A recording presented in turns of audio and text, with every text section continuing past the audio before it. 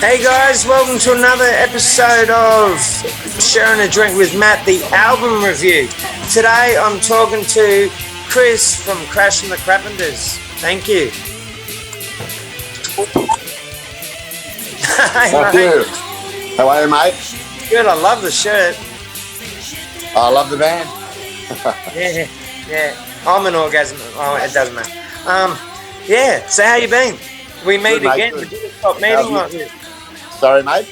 We got to stop meeting like this. I do, mate. I feel a bit greedy the amount of times you let me appear on your shows, plugging our stuff. Yeah, no, I love it. It's greatly appreciated, mate. Excellent. So tell me about it. Mate, this new record we got, we're sort of halfway through recording at the moment. We've put out a couple of singles from it earlier in the year. Ride It Out and Those Who Matter Don't Mind. We got a single ready to go in the next month or so. Shooting a video for it on Wednesday night just to get a little bit more, give us a little bit more ammunition to plug it with, because it's really a song that's really important to me.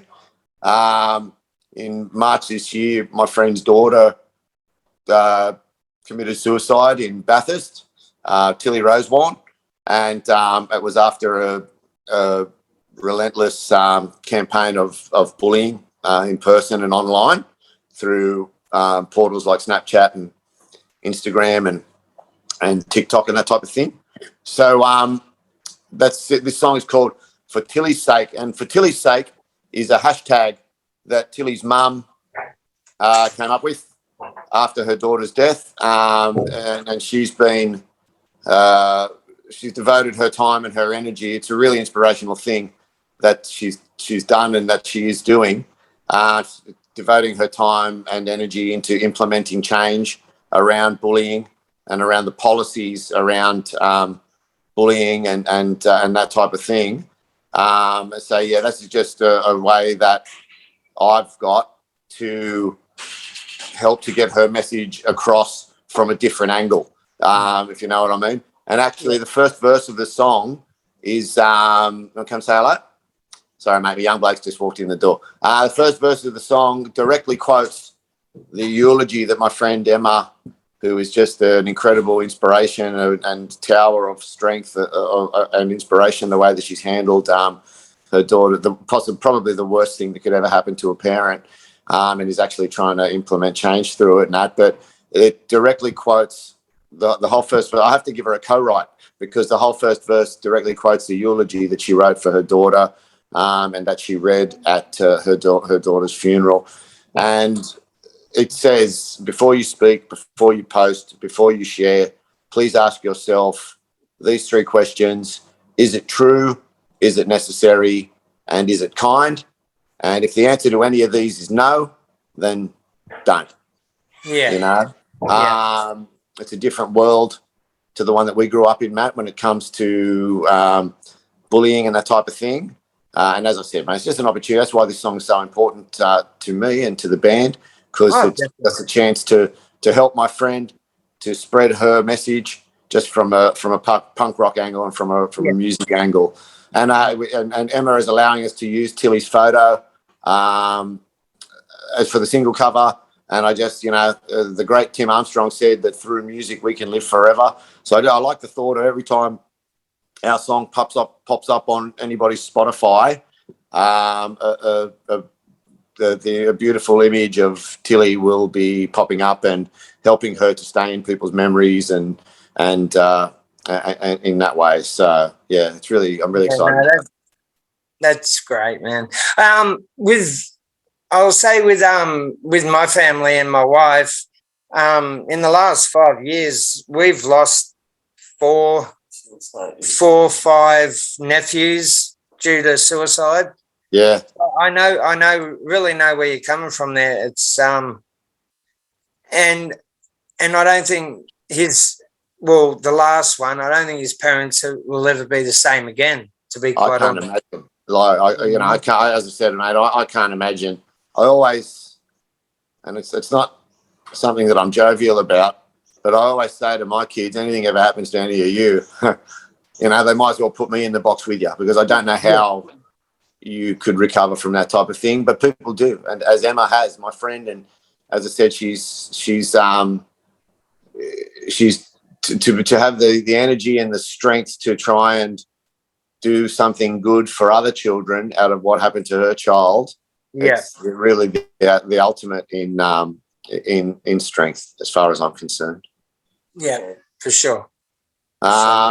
After that, we got another single called Runners High. That's a single that's really, really, that's just another personal one for me, because during the first wave of lockdowns, I started running, like, for real. You know, up until then, I'd never run more than 5 kilometres in my life, and certainly not for 20 years or something. But as a way to sort of keep the head noise at bay during the first lockdowns, all the beaches were closed and there was no surfing going on or anything, you know. Yeah. So I started running. I linked up with a group of my friends who run and you know, just get up at 5:30 on a Sunday morning to run 10Ks and stuff. I used to see them down the beach when I was going for a surf at 8 o'clock, and I'd make fun of them and call them, tell them that they were lunatics and tell them that they were crazy.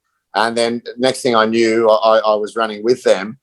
And the runner's high that you get after a really good run like that, it's a really amazing feeling. And I always say to people, the only thing that I can describe it or compare it to is, you know, being on amphetamines back in the day. It really lifts you, and you get the endorphins pumping, and it's a lot more natural. It's not certainly nowhere near as bad a come down from that type of thing. So yeah, that'll probably be out early next year.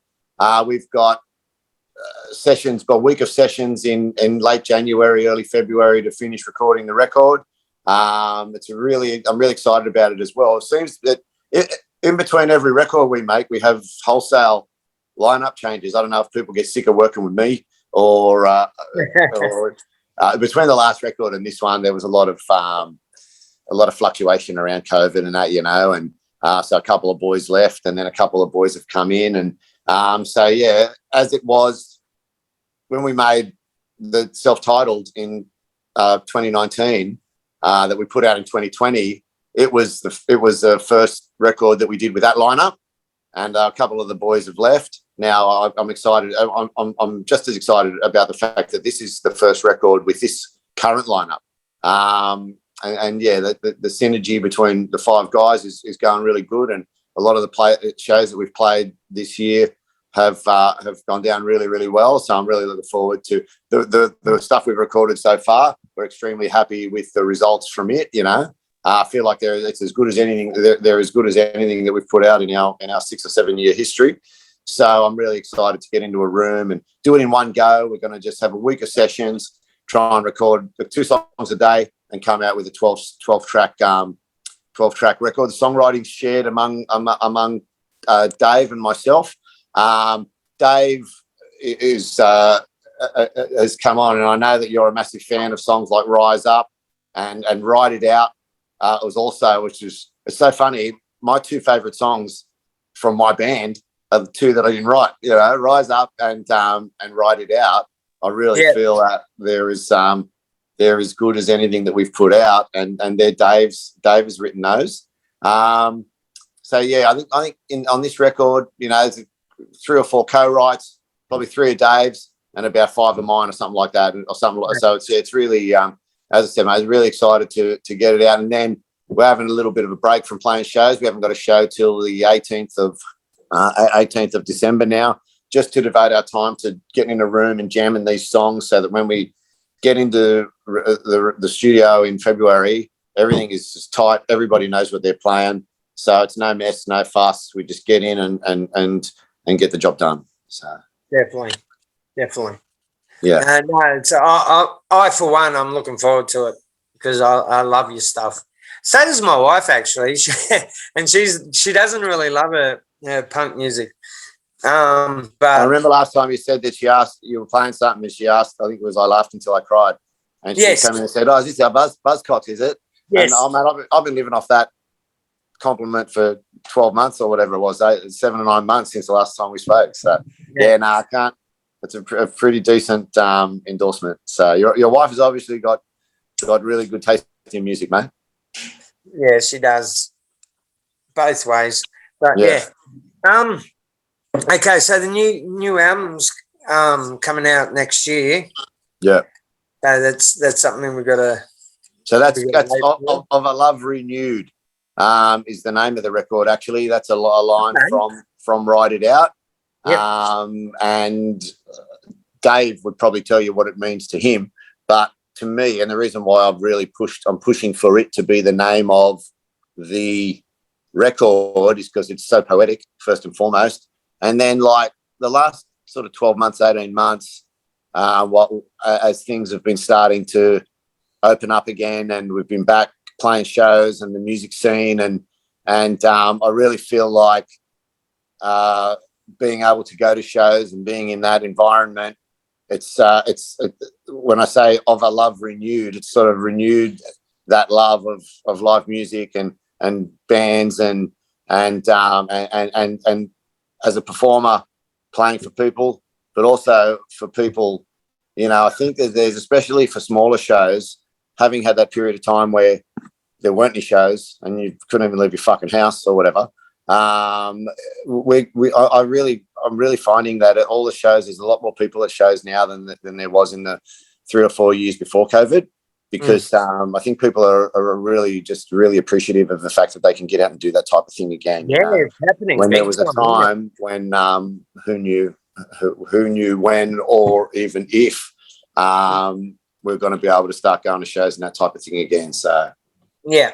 Well, it's just like back in the 80s when you used to not argue that you've got nothing to do. You'd argue about which bands you're going to go see. yeah, I know. Like, it's just everyone's playing. It is a bit like that, actually. I mean, we played.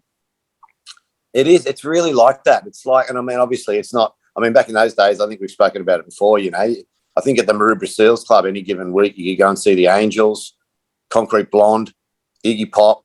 Yeah. And, so it's not exactly like that. But they're, like you say, there are always a shitload of shows going on. Like last Saturday, we played Frankie's Pizza. Beforehand, I went and caught my friend my friends Edie and John and Meg in the Hot Nest, who have just started playing shows in the last couple of months. Check them out if you get a chance, mate. They've just put out their first single on their Bandcamp, actually, and they're a great band. But I mean, any given night and any given night of the week, there's so many venues: Mosh Pit, Highway Bar, Vic on the Park, the Duke, Lord Gladstone. There's just I can reel off 20 if I could remember them all off the top of my head, and they're all really, really incredible bands playing at each and every venue. And sometimes like the Mosh Pit. This was in the Arvo. And then in the night, 12 Gauge Rampage were playing, and I actually said to the boys, Gleno and the boys in 12 Gauge Rampage, I said, "Fuck, I might brush my show and stay and watch you guys," because there's just, as I say, it's certainly not of that scale when we were growing up. When any given night of the week, you could go and watch like the major Australian bands in their infancy, sort of thing, and international acts as well. But it's certainly, I mean, you never know what you might be witnessing these days at these shows could be some of the next great wave of Aussie bands that come through in their infancy, So it's like a similar scene, but just on a little bit smaller scale. So saying you were playing, was it Lincoln Pin you played last? No, Frankie's Pizza. We played our last show. It would probably be our last opportunity to play at Frankie's before they closed down. Did you play any singles? We played Ride It Out and Those Who Matter Don't Mind. We haven't played For Tilly's Sake yet. We were supposed to play Runners High, but, mate, I was a bit crook and my voice was going, and it's a song that I really do need to shout through. And we had it at song number 10 in the set list, and I feared that if I sung it, I may not have been able to get through songs 11 and songs 12, which is Subatomic and Those Who Matter Don't Mind. So, so we sort of cut it. But that'll be one of the things we're doing during this time, because, I mean, what we've done over the last 12 months, the set list hasn't really varied all that much because we had lineup changes and we sort of got in. And I think, I think Mitchell, our drummer, came in and we had a show in 3 weeks. So we just, learnt a set list that we've pretty much stuck with for the last 12 months. And I don't like that. I don't like the fact that, and people come see us play and then we play the exact same 11 songs the next time. So while we're rehearsing and getting ready to record, we're also going to be looking at getting some songs into the set list that haven't been in the set list for a while, just to change it up and that, because you get a bit, when you're playing the same songs every time too, you get a bit blasé. And I mean, like last Saturday before Frankie's, we played, I think, I can't even remember when, mate. It's all a blur. I think it was late September. We played out at Penrith at the incredible new venue that's at the Sound Garden at the High Street Social. But then from whatever it was, the 24th of September last year, we hadn't seen each other until last Friday night. We hadn't all been in a room, just because everyone's busy and some people couldn't do one night and some people couldn't do another. But you're sort of a bit blasé when you playing all the same songs. I should be right. We played that set 1,000 times, so it doesn't really matter that we're not going to be overly rehearsed. But then what happens then? And I put my hand up. We were a bit loose. We were looser than the band would like on Saturday night. And though the energy was great, we were a couple of mistakes here and a little bit there that we could have done better. And I think that's symptomatic of the fact that we hadn't jammed. And so, to be jamming week in, week out, try and get some of these songs.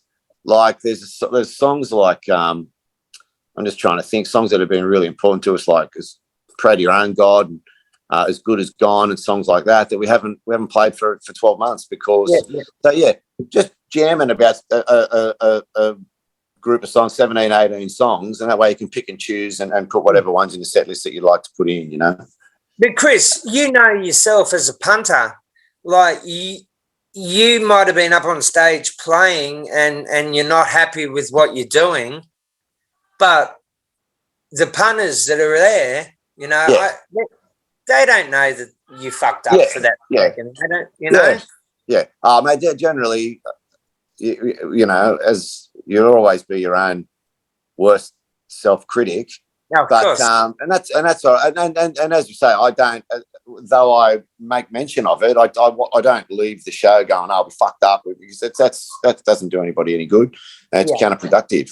What I do is just go, "Oh well, next time," and then talk about it and go, we really need to be jamming once a week, and especially, and even like vocally, because like your vocal cords and everything is like a muscle, and the more you use it. Because I hadn't sung for a month, like I said, about 9 or 10 songs in, I was dead set blowing, and it really didn't have that much left vocally. So and I feel like that came from not singing every week. As much as I do plenty of singing while driving around work, ferrying the kids to sport and while I'm at work and that, you catch me any given time screaming my lungs out in the front seat of the car and people looking at me thinking that I'm a lunatic or whatever. But it's not the same as being in a room with the boys and singing at volume, Chris, I've got to go. Mate, unreal. Thank you so much. I'm just about to interview Punctillus. Oh, awesome. Yeah, they're actually at a gig, so I'm interviewing them at a gig. Oh, how good. Which I'm looking for. Thank you so much for being on the show, Chris. Thank you for explaining everything. Thank you as always for your support for our music, Matt. As I've said to you heaps of times, having this forum to plug our stuff is invaluable. Thanks again, mate. It's always a pleasure to talk to you. Thank you.